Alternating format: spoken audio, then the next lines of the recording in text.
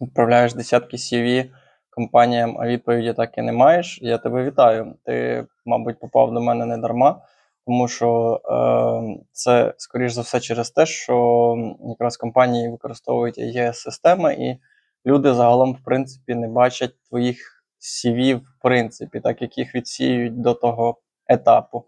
Це може бути там, наприклад, якщо ти згенерив де-то собі в резюме як картинку, і зрозуміло, що ця система, в принципі, не зможе считати її і побачити твої скіли, і вона просто тебе відсіє на цьому етапі. Якщо хочеш отримати шаблон, сука, їбан, йоп твою мать, зараз я це виріжу.